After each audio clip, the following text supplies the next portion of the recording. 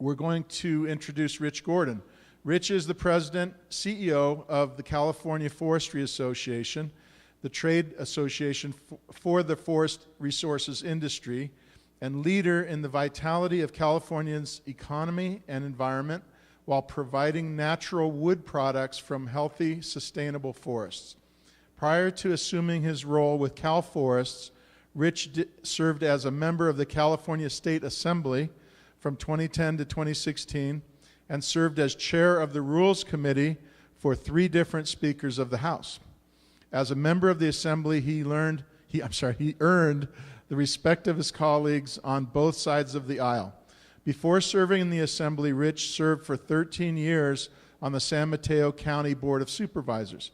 In 2008, he was president of the California State Association of Counties. Prior to public service, his vocation was as a minister in the United Methodist Church. And for 20 years, he worked in the nonprofit sector where he was the founder and executive director of Youth and Family Assistance. Rich graduated from the University of Southern California, fight on, and he has a master's in divinity from Garrett Theological Seminary at Northwestern University. Please welcome Rich Gordon.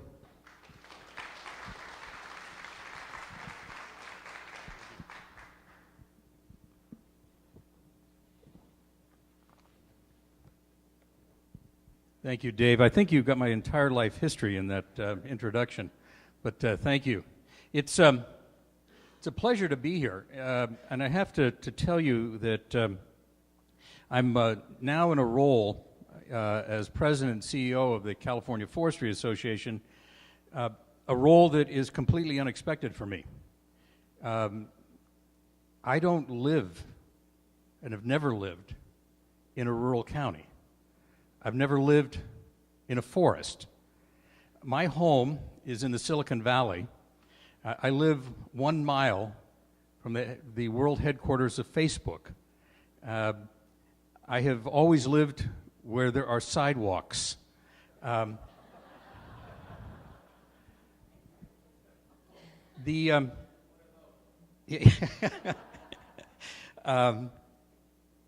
I really feel like I'm at the right place at the right time, representing an industry that does work in a sustainable way to improve the health of our forests. And the California Forestry Association represents the timber companies in California. There are 30 of these companies that are actively producing lumber at the moment in California.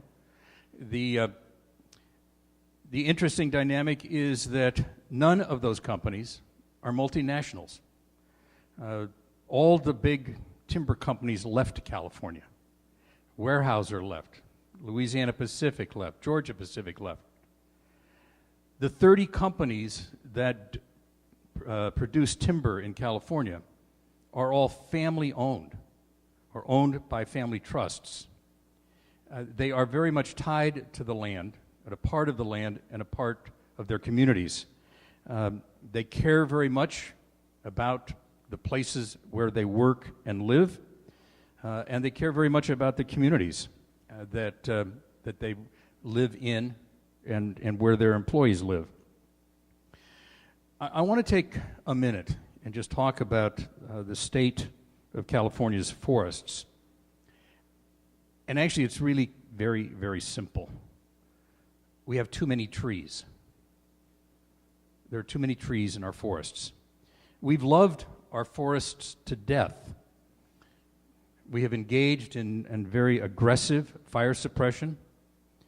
We've had a federal government that's not invested in forest management. And we've created the strictest forest regulations in the entire world. And so how did that happen? How did that happen? Again, fairly simply, the people who make the rules weren't connected to these communities. They weren't a part of these communities. Urban communities dominate the public process in the state of California. They have the votes, they have the money, They have the power. When I was sworn in as a member of the California State Assembly, there's a ritual that occurs, and they call the new members by county. And so when Alpine County was called, one individual stood up. When Tuolumne County was called, the same individual stood up. When Mariposa County was called, the same individual stood up. When Los Angeles County was called, 25 different people stood. So the challenge that we face in our industry and in working on the health of the forests in general in California, and thereby improving the economics of our rural communities, is simply the fact that the urban folk don't know your counties, don't know your communities. They come here to visit. They want to recreate, they want to hunt, they want to go fishing, they want to go boating, but they're tourists. And by definition, a tourist sees a place but doesn't know a place. As they drive through our communities in their SUVs, these rural folks may see a closed sawmill, but they don't know and they don't understand the devastation of job loss, poverty, and the abandonment of hope. Folks who live in urban communities have been sold beautiful calendars of our forests by the environmental community. But the environmental community has also sold them a bill of goods. And I say this as a lifetime member of the Sierra Club. If you live in an urban community, you've been told that every tree is sacred. You can't cut a single tree. You've been told that timber companies destroy the land and that forest practices leave hundreds of acres scarred as if they'd been strip mined. I remain struck by the disconnect. Folks that I live near in the Silicon Valley love their redwood decks, but they have no clue as to where that redwood ever came from. Maybe this shouldn't surprise me. I don't know if you heard, but recently there was a poll done of high school freshmen, and they asked, where does milk come from? The number one response, the store. And so there is a disconnect from the folks who make the rules in our communities.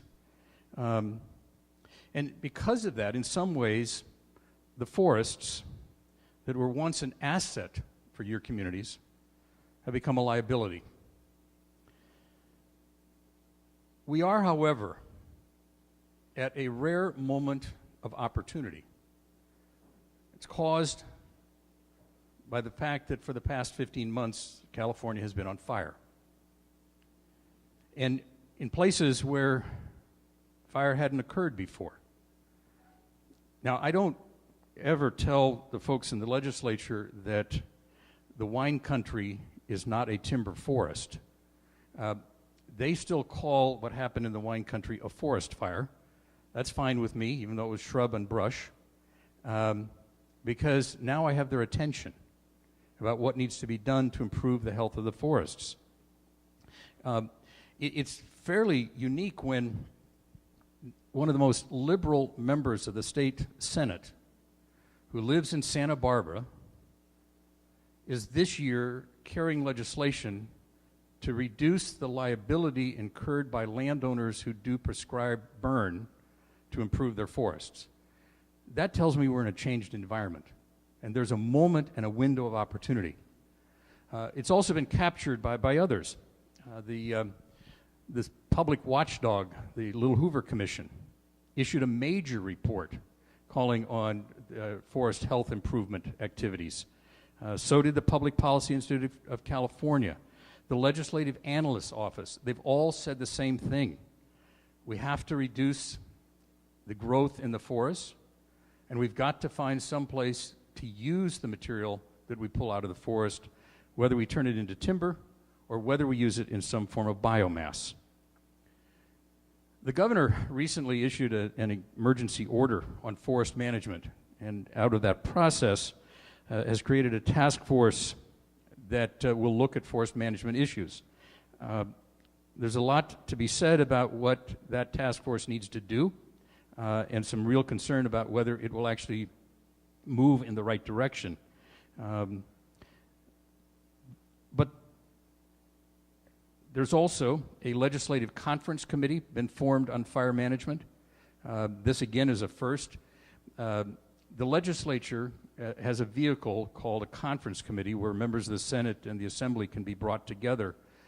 That vehicle has not been used in almost 30 years, but it's being used this year with a conference committee on forest issues. And so what does that mean for us? It means that there's a window of opportunity here to try to improve forest management and forest health by taking a look at the rules and regulations and making some adjustments and making things easier to get work done. Taking a look at how we can work with small landowners. The folks in my association are all large landowners, but we have concerns and want to work with those who have 5,000 acres or less and have got some lands that need to be thinned and fireproofed in some way. And so there's opportunities for forest management. There's new opportunities for biomass and biofuels. And there's an emerging new opportunity for mass timber, something called cross-laminated timber, if you've heard of that. It will be the wood product of the future and will have a huge impact long term. The cross-laminated timber has the capacity to allow you to build with strength with wood. There is today at the University of British Columbia in Vancouver, Canada, an 18-story dormitory built 100% with wood using this cross-laminated timber. We'll be able to build tall buildings with this material, and it will allow us to have greater use for our timber products. The state has also responded by providing some additional funding for forest management and for rural communities, both from the State General Fund and from the Greenhouse Gas Reduction Fund. There's newly adopted in the budget that went into effect on July 1st, $500,000 to implement a mass timber building competition. So we will have one of those tall buildings built somewhere in the state of California. There's $1 million in the general fund for grants to local communities to support mass timber and wood product manufacturing. That money is in the hands of the Sierra Nevada Conservancy, and you should contact Jim Brannon if you're interested in learning more about that opportunity to create mass timber facilities. There's also from the Greenhouse Gas Reduction Fund $160 million for state and local fire prevention projects and vegetation management, biomass. And there's $20 million for grants to support landscape-level forest health projects. Both of those activities are grant activities under the purview of CAL FIRE, and you should contact them. And let me just talk for just a second about the role that we're playing at the California Forestry Association in all of this. We, earlier this year, drafted what we've called our Forest Health Initiative, an 18-page document outlining what we believe needs to occur to make California's forests healthy and to improve the economic vitality of our rural communities. We have distributed this to every member of the legislature, the administration. We've had conversations with folks about it, and we continue to be very active in Sacramento, fighting to see that the key elements of this initiative are implemented. And we were quite pleased when the governor's emergency proclamation came out on forest management to find several of the things that we had recommended in his proclamation word for word. But we're going to continue to make that fight in Sacramento. I want to comment that the companies that I represent, as I said, are a part of the land, part of the communities. They embrace the market. They embrace the market. They're going to maintain and open mills in your communities.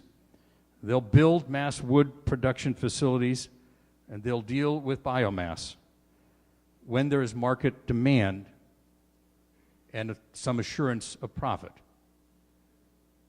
And so we need to make sure that they have the materials that they need in order to survive. These companies are also more than willing to collaborate and have partnerships with various communities. And please reach out to me, reach out to our association if you have any trouble connecting with any of these companies in your communities. Most simply put, the California Forestry Association wants healthy forests in California. We want to reduce the risk of fire. We want to make our communities safe. We want to make sure that there's good economic health in our communities. The environment and the economy are not enemies. And we also want to make sure that you are successful in doing what you need to do to build economic development in your communities, and we want to be your partners. Thank you.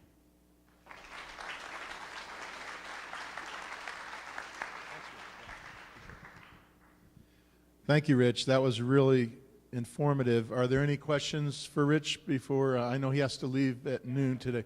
Okay, go ahead. Rich, you mentioned biofuels.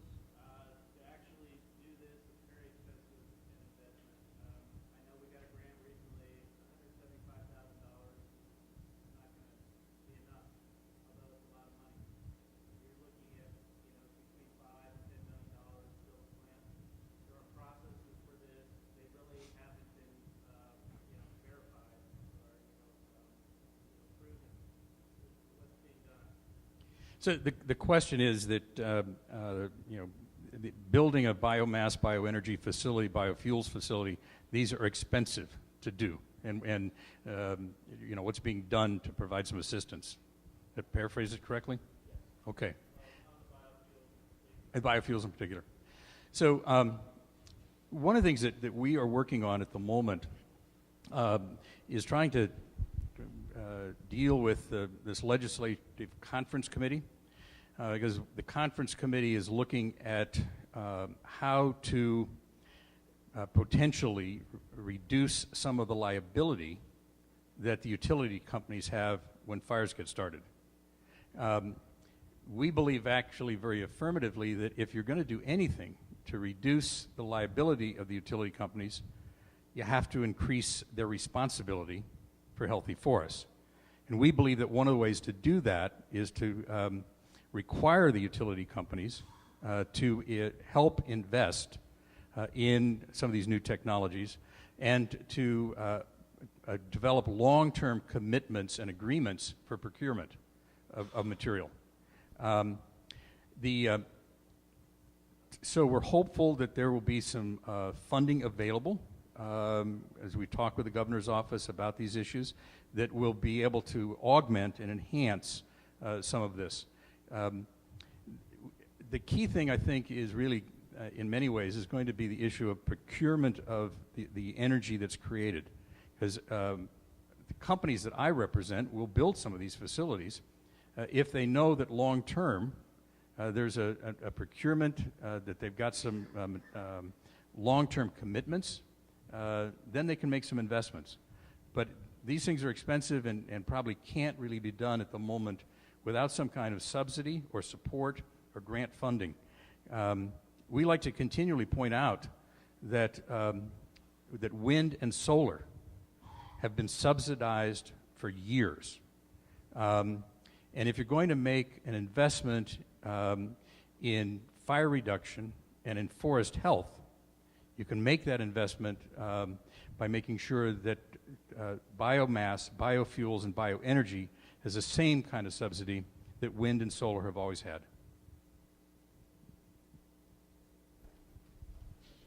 Yeah, you had made a comment about maybe working with private property owners to make their forests fireproof. I think a better way to say that is to make their forest fire resilient, because fire is part of our ecology here. We see it as a bad thing right now in Mariposa County because it's burning towards homes, but the Ferguson fire has taken care of a very large area of tree mortality, and that is the natural way to deal with tree mortality. So I think fire resilient is a better word than fireproof. I apologize for using the wrong word, and you're absolutely correct. Fire has been a natural part of the phenomenon here forever. In fact, before the Europeans came, the native peoples actually set fire. And that's what we're going to start to do more of as we look at prescribed burning.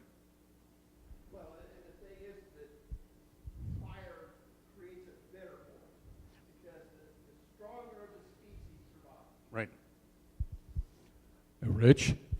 Randy Henville over here. I appreciate what you said, and I appreciate CalForest and the advocacy they do. Tree mortality the task force that the governor put together, has had limited success. Success, I want to emphasize, they have had success. But they've had limited success in exactly the areas you've been talking about on the biomass area, and largely because in spite of the direct orders in a governor's executive order, EPA, CPUC, and CARB have not played in the game. And if the governor has any hope of being successful with his new Healthy Forest Task Force, those people got to play in the game. How do we do that? Well, Randy, I couldn't agree with you more. I mean, they are a huge part of the challenge. And I think the governor, has got 5 months left in his term. And we're going to have to do everything we can to push on him and his folks to try to get something more out of these other agencies. Well, and that is the next problem, is how do you gain momentum that'll last through a change of administration? Absolutely. The change, and I think it's incumbent upon all the people in this room who believe in rural economic development, and this is one aspect of it that we can use to push on whoever the new administration is to do this, and the new legislature. And like you said, there are certain members of the legislature who've never been here and don't care. Yeah, we one of the things we do at the California Forestry Association is we do tours for members of the legislature. We bring them out to the forests, and usually on our annual tours we get 5 or 6 members of the legislature to come. This year, for the tour we did in May in Mount Shasta, 21 members of the legislature came. We're doing a tour in August up to the Redwood country, Humboldt and Eureka area. We could only handle 8 people. We have 9 signed up.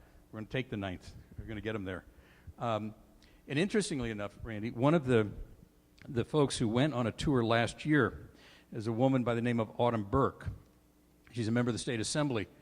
Autumn is an African-American woman who lives in south central Los Angeles. And after coming to one of our tours last year, this year, she is chairing the caucus on biomass and bioenergy. She is trying to figure out how to make that work. So when we can build those relationships, build those bridges back to the folks in the urban communities, who've got the votes and the power, we can maybe make something happen. It's our only hope in some ways. Probably have time for 2 more questions, so we can move on.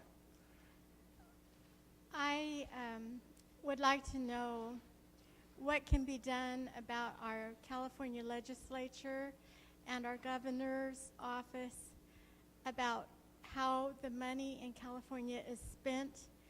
I really resent them piping our water away from where it begins in an expensive tunnel system. I also feel badly that he wants to spend money on a fast rail down to LA. And in the meantime, he's letting our state burn down. And I do not appreciate it, and I am very upset about it. And I don't understand where all the so-called environmentalists are that would normally be wanting to save a lizard. All those lizards, do you know how many there are that have been roasted? Thank you for your comment.